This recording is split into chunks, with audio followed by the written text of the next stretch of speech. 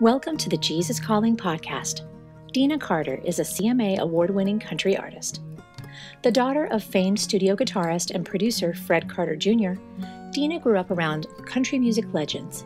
She broke into the spotlight herself in the mid-90s with a multi-platinum debut country record. Dena talks about her early years and how a hurt she experienced in church kept her from going there for 20 years, but that God was always working in her life, leading her back. I'm Deana Carter, not Deana. People call me Deana. They have my whole life. But it's Dena, and I was born in Nashville, Tennessee, and I've been in California for 18 years. My son is 13, and I'm a single mom right now.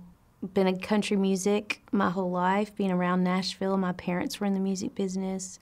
I grew up in it. I grew up in the studio in Nashville. I grew up in that community. And it's a beautiful thing. It's a special place. My church life growing up was, we went to Goodlettsville First Baptist Church, and my mom made sure that we were there Sunday morning, Sunday night, Wednesday night, GAs, RAs, choir, youth group, all of that stuff. And my dad didn't go with us. So I was always just wishing he would go. You know, he would, and he was working. I mean, he did. He had, back then they were doing 10, 2, 6, and 10 sessions around the clock, 7 days a week, because they were making all these records and they had to physically make them, to put them, press them and physically put them out and all that. And then if he wasn't in the studio, he was at the lake. He was at Center Hill fishing, and Sunday was that. You know, the weekend was his time off. So he was not a church guy. He was not a fan of preachers and stuff like that. But he was a God person. I was disappointed by some things in the church, and then I started struggling with that a little bit, thinking, well, maybe Dad's right. And so having both of those influences, thank God I had more of the church influence, more of my mother's, Jesus influence in my life. Because I was a wild child, and it brought me full circle. I made the conscious decision to hope to do music in my life, I think, at a really young age. I remember seeing Dolly Parton accept an award on TV. Like, I always connected it with television, though, because you have to remember when we were young, it was the variety show. That was king. There was the Mandrells and Dolly Parton and, the Osmonds, Donnie and Marie. I just loved that show. And Sonny and Cher. I mean, everybody had a variety show. So as a young girl, I watched Dolly Parton receive that award, and I would cry with them. I was just like, oh, I want to do that, but how in the heck am I going to do that? I see my dad and mom, working. I see him in the studio making the records. But what is that process between making the record and the artist going out and being on the TV set? And so I was a pretty, interested little girl in that process, that void. And so I was determined to figure that part out. So college, I played guitar, and actually I didn't even pick up the guitar till I was in college. It was a gift from my dad. I played piano, sang in church, sang at the sorority house. At UT, I had to pay my way through college. I finally graduated. The whole time at graduation, I'm looking around like they're gonna hook me out of this line. I'm not gonna make it. But I graduated, and then it was waiting tables, and after just the struggle, because I had a goal in mind.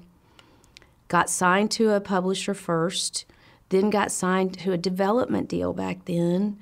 Then it was just such a long investment that Nashville would put into artists. And that was such a blessing, because they did it with their time, their faith, their money. They put their money where their mouth was. They would hone you, school you, groom you, media training, all these things that we did. And Capitol Records did that for me. So I was signed probably when I was 24. And Strawberry Wine didn't come out till I was 29. It was a long journey, 6 years basically from signing to when it came out. And I turned 30 when it was on the charts with the lyric. Like, God is so amazing how he works it all out. But you just have to keep going in the process. It was unexpected, and there's some standout times I can remember laying in between my parents in their bed, and it was really early one morning. I used to cuddle them up, even grown. I would crawl in between my parents. And we got a call, and Deana Carter, I believe, said, from Capitol, you're nominated for these Grammys. And I was just sat up and I said, what? What does that mean? Like, because we were just like doing promo and going to radio. Back in those days, you were in radio stations, in a car driving, through every state in America, working hard. I mean, everybody from the label to our band and management and everybody just worked their butts off. And so I never really realized it was everywhere. I really didn't. And the most shocking thing to me, I think, was when one of my cousin's spouses asked me for an autograph or something at a gig, and I was like, it's me.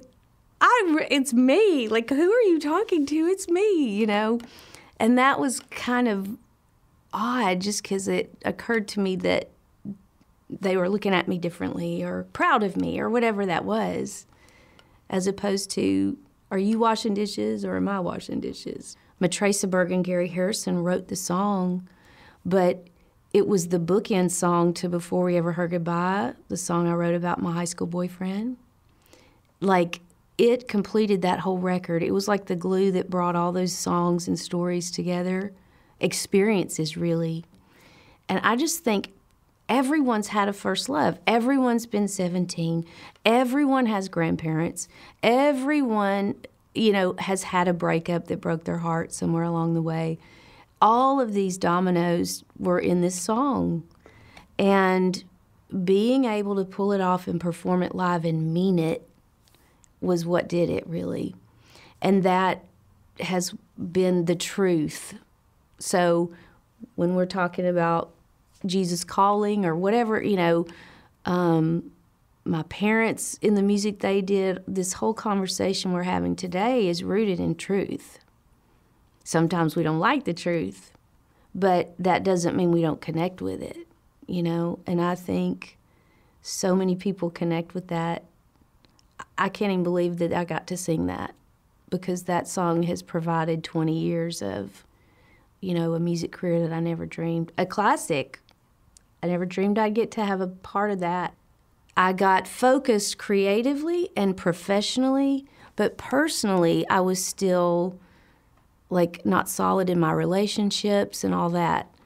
When I went to college, I didn't go to church for 20 years and made a point that I wasn't going to go. I went the other way. But here's the difference. I always had Jesus in my heart, always. I was baptized at 7. I think it's important, honestly. A lot of people have been hurt by the church itself, and then they walk away thinking that God's let them down, and in truth, there are human beings in church, and so we're all faulty, and we're all works in progress.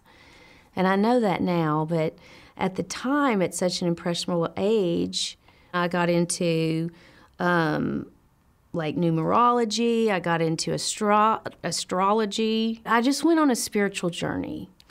Is this the only thing out there? And all the to be honest, immature, silly things that you do in ignorance of what might be out there because you've been in one system your whole life. And I did everything, explored everything, and it just met up with people, got involved with people, and it took me down a road where, it was party girl, it wasn't major drugs and alcohol, but it was party time. It was experimentation time. The spiritual change came for me when I got pregnant with my son. and I wasn't married. I was between marriages, and that was shocking and just put me on my knees like, now I'm responsible for a human being. You know, you trust me enough for this. So that was it. That's when I went back to church and started diving back into my spiritual connection with God and praying for his help and asking for his forgiveness, and just helped me get through this to be a good mom. And Hayes was the biggest blessing in my life. I think the biggest change has been humility in confessing my faults, seeing where I need to improve, not pointing the finger at everybody else, a little more empathy, those kinds of things. When God works on your spirit, the change starts happening with you. That was God working on me creatively and professionally, just getting rid of the monkey business, really, in my life. But he knew that I still had so far to go spiritually, like with my convictions and my personal life, like my personal beliefs. I found out about Jesus Calling. Once again, God put so many beautiful people in my life. It was given to me as a gift by Holly Chapman, who is an amazing hair and makeup person here in Nashville. And we talk about our faith. You know, that's the other thing that God would do, is put me in the scenarios around. He would make me more verbal about my faith. He would push me in that way. And then I would connect with people that were, you know, Christians as well, and share. And that was a real strength builder for me in all this transition time. And so she gave me the book. Holly gave me a copy of it and wrote in the front, you know, a sweet note. And I took it back to LA with me and I read it. And I wore it out. You know, when you memorize Jesus Calling, pretty much 365 pages of that it's time to get the new one, because I could go to March 12th and read what it says. But that was monumental. That book was monumental. Another, like, a really challenging time in my life. Again, going through a lot of loss, the loss of my dad, and having those anecdotes every day that, you know, I try to put my feet on the floor and pull that out first instead of my phone, so that I get my priorities straight for the day. I have the Jesus Calling app on my phone because when I travel, then it's right here. And it's so convenient, and I love it. You can take notes and share, too. That's really nice to do. I wanted to highlight February 1st, and this is so important. It says, "Follow me one step at a time. That's all I require of you. In fact, that's the only way to move through this space and time world. You see huge mountains looming, and you start wondering how you're going to scale those heights. Meanwhile, because you're not looking where you're going, you stumble on the easy path where I'm leading you now. As I help you get back on your feet, you tell me how worried you are about the cliffs ahead, but you don't know what will happen today, much less tomorrow. Our path may take an abrupt turn, leading you away from those mountains. There may be an easier way up the mountains that is visible from the distance. If I do lead you up the cliffs, I will equip you thoroughly for that strenuous climb. I will even give my angels charge over you to preserve you in all your ways." We're supposed to live in the moment and trust God for each day, and, you know, everything in His Word tells us to stop worrying. And don't worry, don't fear, don't all those things. And the only way we're going to do that is if we're looking beyond where we're at. Jesus Calling inspired me to do my TGI episodes that I started last year every week, not every day. And I want to have my own devotion book or, you know, something, because it was just so inspiring. The way that Sarah did the book and approached it and explained, you know, the inspiration of how it came around for her just helped me so much. I was in Florida visiting my mother, and my mother my whole life has always said TGIF, TGIF. on Fridays and being apart from each other, we call or text now, and it's TGIF, I love you, and it's just our little tap in, and something my mother started for us. I talk about personal things, but it's definitely Christian rooted. I go to the Bible, and I use my mom's old Bible, and where she's highlighted all these things in colored pencils and all this stuff, and just get through life. What's the topic of the day? What has God put on my heart this week to talk about? And it was January 19th last year. And I posted it and got and on YouTube, it's on my YouTube channel, and got a few responses. And then the next week I just kind of followed up, and so I did 52 of them. I just finished it. And I thought, well, I guess I'm done. And everybody, we've gotten more subscribers, and people are saying, please don't stop doing this. It's been inspiring for me. And so we do those every week. And the TGIF I dubbed, Thank God I'm Forgiven, because goodness, we all are filthy rags, all of us. And we have to just acknowledge our Maker and acknowledge His grace, and that's the only way we're going to have empathy for anybody else. And so that's kind of how I do it and why I do it. I think the irony in our day and age now is we claim we have community, but we don't have community, because we're doing it on devices, like we're not even talking, we're texting and those kind of things. So we have community, but we don't have contact. And it's important to have that spiritual connection in person.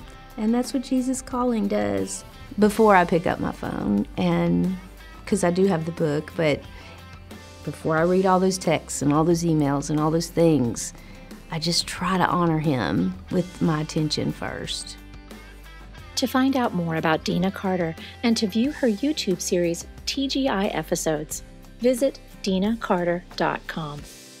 Stay with us for our next guest, former model and America's Next Top Model contestant, Leah Darrow, right after this brief message from Audible. As a special offering to you, the listeners of the Jesus Calling podcast, Audible is offering a free audiobook download with a free 30-day trial to give you the opportunity to check out their service. Find your favorite Sarah Young titles, including Jesus Calling and Jesus Always, in an audiobook version, and get it for free by trying Audible.com. Check out a small sample of the Jesus Calling audiobook featured at the end of this podcast. To download an entire free audiobook today, go to audibletrial.com/JesusCalling. Again, that's audibletrial.com/JesusCalling for your full free audiobook. Now, on to the second half of our show. Leah Darrow is a former model and a speaker and an author.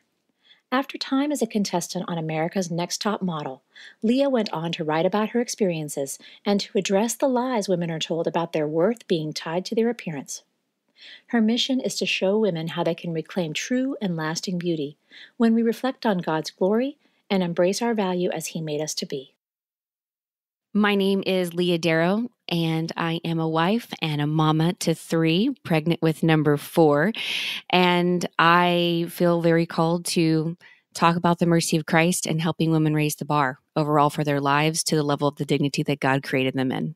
So my family and I grew up in Norman, Oklahoma. I actually grew up on a farm, a real working farm, not just a house with a lot of land.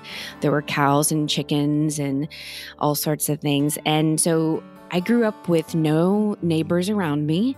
I grew up with a lot of silence. I grew up with jumping on very large hay bales for fun and riding in the tractor with my grandpa, feeding the cows. And I was actually a very shy kid. I was pretty quiet, but there was a lot going on underneath. I had a lot of dreams, and I always dreamed of being brave. And I was always very shy and pretty quiet in class and in school. But I always had these big dreams of doing something really great and being really, really brave, and not knowing exactly what it was, but I knew that there was a calling. There was a calling to be brave and to do something great. And even though I was shy, having that desire to do something great and to be brave. And it really started in high school for sure. I can pinpoint the exact moment in time when things began to derail. I was 15. I had just moved from Oklahoma to St. Louis. My family moved because of my father's job, transferred us. And I was in a new place trying to get new friends. And granted, I had all of those messages that most young girls had been given, about being pretty and looking pretty or just right was important. And I recognized that. I also recognized that just, being in school, the pretty girls got more attention. They got more attention, not just from boys, but from teachers too. And so it was just obvious that okay, that was something that was valued in culture a lot. And there wasn't any other counter message of being brave or smart or kind to equal the level of influence that beauty had. I noticed that all of the girls, especially the pretty and popular ones, had boyfriends. So I thought, okay, that's a good idea. I should probably get one of those. And so, I picked one out and I became his girlfriend. He became my boyfriend. And I just really was using the relationship to validate my worth. So it was there actually in a relationship where I thought everything was going to be okay, but it actually did not turn out that way. When I was 15, in this relationship that I had in high school, I was a sophomore in high school, because I think I began to see my worth and my value in the exterior. It wasn't hard to make the jump, to make the connection, to see that love should be also this exterior experience, that it should be something not necessarily, obviously it's felt within, but there's also, you have to prove it. So you prove it with actions and you prove it with your body. And at 15, I gave myself away. I lost my virginity at 15. And it was a moment that I know that when I think back on my whole life, I know it's so funny, but I go back to that. I go back to that moment, not because it was obviously a very big moment and had a huge impact on my life, but I realized that I was wanting to be loved so much. And I tried for that in the wrong ways. And it was a free will decision that I made on my own with my boyfriend. And I think we both just didn't understand what love really was. After that moment, instead of going back to God, instead of asking for forgiveness and accepting the mercy of Christ and moving on and being better than I was the day before, which is what I should have done, I didn't. That voice began to speak loud. And that voice told me, I am my sins. I am my mistakes. That I'm damaged goods. That I screwed up. And I am definitely worse than everybody else, because my parents go to church every Sunday. My parents are active in the church and they do a million things, Bible studies, marriage prep. They are super involved. I go to youth group. And if I screwed up, then there's no hope. There's no way. God will forgive everybody else, but I'm afraid he won't forgive me. And if he does forgive me, it'll go something like, Leah, I forgive you, but I'll never forget. And that's actually what began to change my perspective, my view of myself and redemption. And I began to distance myself from God and from church and my church community because I didn't think there was a space for me. I didn't think I deserved it. And I was ashamed. So after high school and that experience, I began to pretty much give up on faith. Not because I didn't believe in God, not because I didn't think that he could work powerfully in people's lives. I just had so much regret and shame. And so I didn't know what to do with it. And frankly, the world was giving me a message and an opportunity to say, hey, it's not that big of a deal. Don't worry about it. Everybody's made that mistake. You're not the only one. And next time, just choose a better guy and it'll be okay. Or take this quiz in the back of a magazine and then you'll really figure out, if you're ready to take that step next time. I began allowing the world, I guess, culture, to give me my guidance, to give me my commandments, in a sense. I looked to to all of that because it was easier, because they were telling me there's no problem. Don't worry about it. Don't worry about it. And so that's what I did. And so all throughout college, I lived in that frame of mind. My worldview became whatever was written in the pages of Cosmopolitan magazine. My worldview consisted of whatever I watched on the E! Network. I mean, it was just this whole realm of fantasy, really. And I also took the culture's view and opinions on what a woman should look like, what a woman should do in the world, and how her relationship should look. And so that began to shape me definitely in college. I was still somewhat of a little bit of an academic nerd. I ended up graduating with high honors with my bachelor's in psychology from the University of Missouri, St. Louis. And I had plans, and I had been accepted to a PhD program for psychology.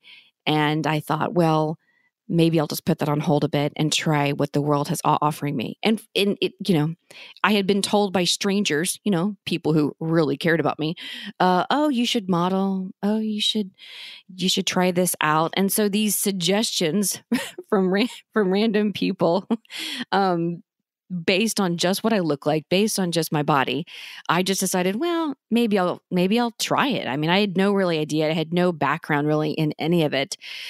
And so I gave it a shot, and I began to just do a little bit of modeling here and there.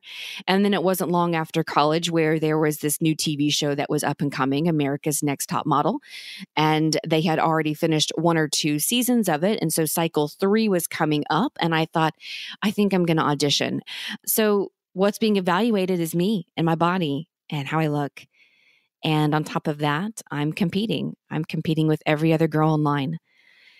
And that got to me. I did not like that. It bothered me a lot. But at the same time, I just thought that's because I was insecure. That's because I'm just being a girl and I just need to suck it up and, get on with it. But I remember, I still can feel that feeling in the pit of my stomach of being in line with these girls and realizing that there's girls in line all over the country, hundreds of thousands of girls. And we're all just competing. We're competing for something that we can't even control to an extent. And it bothered me, but I still wasn't sure why. But I ended up getting chosen. I was one of the 13, I believe, girls on cycle 3 for America's Next Top Model. And that was, I thought at the time, a huge moment in my life. I mean, I remember looking at a lot of, my fellow contestants and realizing, the brokenness in me too, and just being like, we're not very whole. We're clearly lacking in some areas that we shouldn't be. And we all have these struggles. And it just kind of reminded me that, there's a problem here. This is not a group of like really well-balanced, super happy, fulfilled and satisfied women. This is a group of young women who are begging to be chosen by the world, to be validated. And we are allowing ourselves to be validated only on our exterior. Nothing within our heart, nothing within what we can do for the world, nothing with what we can think. Nothing like that. And nobody twisted our arm. We're on this show because we volunteered and auditioned. And then on top of all of that, now we're competing. Now we're tearing each other down. Now there's rumors and everybody's talking in the rooms and it's just constant drama. And we are being entertained by brokenness. We're being entertained by other people's brokenness. We're being entertained by watching other people fail, watching them fall, watching them maybe make some bad decisions in their life. We watch them hurt others, and we have our favorites, and we root for one over the other. I strongly believe that we should never be entertained by brokenness. We should never do that. We should, if anything, reach out a helping hand. We should do something about it. We were not created to compete with one another. We were created to contribute. So America's Next Top Model ended for me by me being eliminated, in front of everyone on TV and at home, which is the name of the game. It's a reality TV show, obviously. I just turned and walked out of the room and went and, packed my bags and got my stuff out. And then it kind of hit me, and I felt, and I felt hurt and sad or whatever it was for just not being chosen, but still kind of like confused of why did I have relief and joy in the beginning? And obviously now I can see the connection to that. I can see why, of just, it's really nice to kind of not compete anymore for something that we all can't control in terms of what we look like. And so there was relief of just letting go of the drama, letting go of the vanity of it all. And after America's Next Top Model, I decided I was going to move to New York and give this whole modeling thing a shot. Obviously knowing that I was just on a reality TV show, that it would be airing soon, and I could, leverage that maybe with a few gigs that would help me create a platform, a foundation to actually have a career. Then I began to really seek out modeling jobs, and I ended up being able to get some paid jobs. And I was modeling professionally in New York after the show. And of course, my picture's in Times Square, and it's on the side of taxi cabs and everything from the show. So it was a time where, it was all smoke and mirrors, but I felt very wanted and I felt really important. And I was doing tons of radio and TV interviews for the show. And especially when the week aired that I was eliminated. And then once your week ends, you're completely forgotten. Who cares? Who cares about you? And so that it was just, once again, you're always up and down. It's this roller coaster of a profession of never being good enough. You're never good enough because you're always competing the next day for the next job. And you're competing now, not just with 13 contestants on a TV show. I'm competing with a universe of women. Of women all around the planet who are coming in, by the buckets, flying into New York every single day, trying to get the same job I'm trying to get. And I'm trying to be better and prettier and skinnier than they are to get the job. It just never ends. It began to take a toll, and it took a toll on me mentally, obviously, because we're mind, body, and spirit. So it's all connected. And this slow forming depression began to just kind of crawl over my life. And it just became a little bit darker each day. And one night, when that darkness and the noise of the darkness and the noise of that idea was so great, I thought, okay, that's fine, then it's over.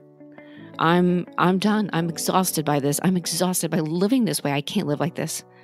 And so I really decided to give up. And I attempted suicide at that time. And I failed. For me, it was, okay, so if I go through this, if I do this, what will happen? And I was trying to be as logical as I can in a very illogical moment. And I remember really being able to pull back and have a moment of reality when I could see my mom and I could see her talk to somebody years later after I killed myself. And they would ask her, so how many kids do you have? And I remember just thinking, how would she answer? And I could see my mom having a hard time. What does she say? Does she say she has 6, but one's dead? Does she say she just has 5? Does she even bring me up anymore because it's too painful? That was a moment for me where I was like, I can't do that to my mom. And so I failed, and I stopped, and I began to take a pause.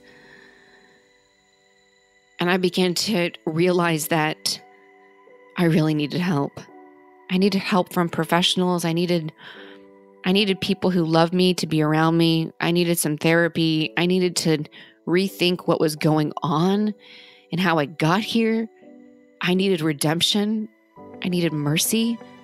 I knew there was a truth being revealed to me that was always there from the beginning, but I had allowed so many things to take its place. And I also knew that that was my moment. That was my moment to be brave. I called home, and my dad picked up, and I just said, Dad, if you don't come and get me, I'm going to lose my soul.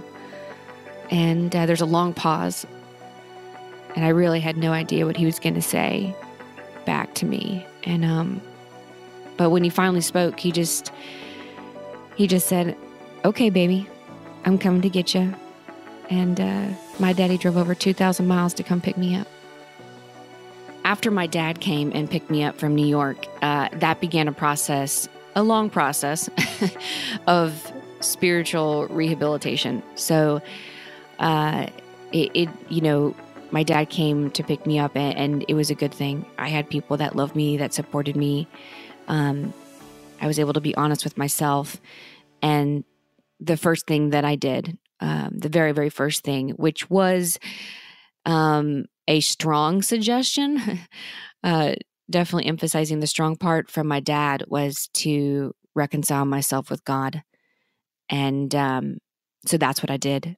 And so that was the first step I took, actually, was I went back to Christ. I went back to God, and I just, I got on my knees and I asked for forgiveness. And I was honest with who I was. I didn't pretend to be something better or anything else. And I asked for that forgiveness. And that definitely, I think, is important to note, because where I'm at today, I mean, it's all because of the grace and mercy of Jesus Christ. Part of that unraveling and part of that, spiritual rehabilitation was really looking at how God saw me and how God sees beauty and what that looks like in the world, and really kind of unraveling the lies that I allowed myself to believe, and how that was intertwined with how I saw my worth and my value as a human, as a daughter, as a woman. And so that began something of a very long process that God has brought me through, and it's still bringing me through to this day. Authentic beauty, true beauty, is about holiness and wholeness. It is about being like God. It is about letting our view and our heart be set on Him alone, who makes all things new, who transforms, who redeems. That is what true beauty is. It's also about wholeness, being whole, being honest with ourselves, seeing the brokenness within, and asking for Christ to come in and fill those gaps, to heal us, to make us new, to transform us. All of that, was coming after my conversion, was a really big piece of being able to read these pieces of meditation, these moments of reflection, just to give me a little something extra. Some were very hard for me to read. Some of those devotions were very difficult because they were true. Some of them, and they weren't difficult because they were, calling me out. Sometimes it was just difficult because God loves me that much. He loves you that much. And it was just overwhelming. I can't even remember when Jesus' calling came into my life. It was soon after my conversion, after coming back to Christ and just accepting Him fully and wholly in every piece of my life, not just Sundays. And I don't even know how I got my first copy. I don't really remember if somebody gave it to me or if I picked it up or if I found it. But I remember I remember the copy. I still have it. And opening it up and just reading some passage and just being blown away. I remember just being like shutting the devotional so many times, being like, I just can't. I just can't. I can't go on. But that was a beautiful time in my life, being able to find that peace. It was just like an extra sister in Christ saying, Leah, you can do this. You can do this, girl. Just stay focused on Christ. There's this particular devotion on October 12th, and it says, beware of seeing yourself through other people's eyes. There are several dangers to this practice. First of all, it is nearly impossible to discern what others actually think of you. Moreover, their views of you are variable, subject to each other's spiritual, emotional, or physical condition. The major problem with letting others define you is that it borders on idolatry.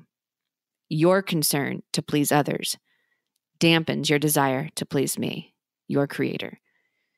Reading that piece of that devotional on October 12th was, there were so many reactions. One, it was like that just summed up about 10 years of my life in those 3 sentences. And at the same time, I'm like screaming from the top of my lungs, like, preach, like, yes, yes, because I've been there. I've done that.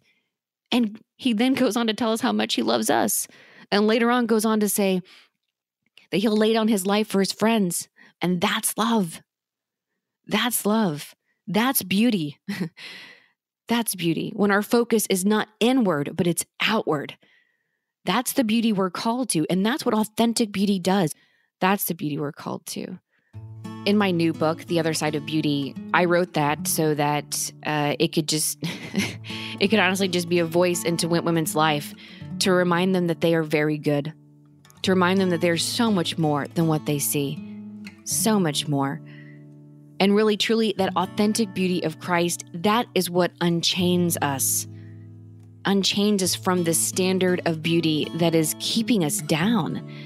And the authentic beauty of Christ elevates us to our dignity as adopted daughters of God Almighty. I truly believe that many of the problems in this world will be solved when we, sisters in Christ, learn to get along, when we allow ourselves to accept that beauty is not just in what we look like, but it's in what we do.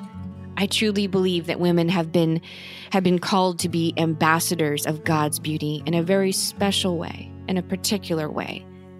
And there's something inspiring and very hopeful about that. If we begin to look at our lives, unravel all of the ideas that have been woven in so tightly, maybe, into how we see ourselves, how we value ourselves, and then begin to ask God to come in and to show us the beauty that He has put there. To find out more about Leah Darrow's book, The Other Side of Beauty, please visit leahdarrow.com. Hear more great stories about the impact Jesus Calling is having all over the world. Be sure to subscribe to the Jesus Calling podcast on iTunes. We value your reviews and comments so we can reach even more people with the message of Jesus Calling. And if you have your own story to share, we'd love to hear from you. Visit JesusCalling.com to share your story today.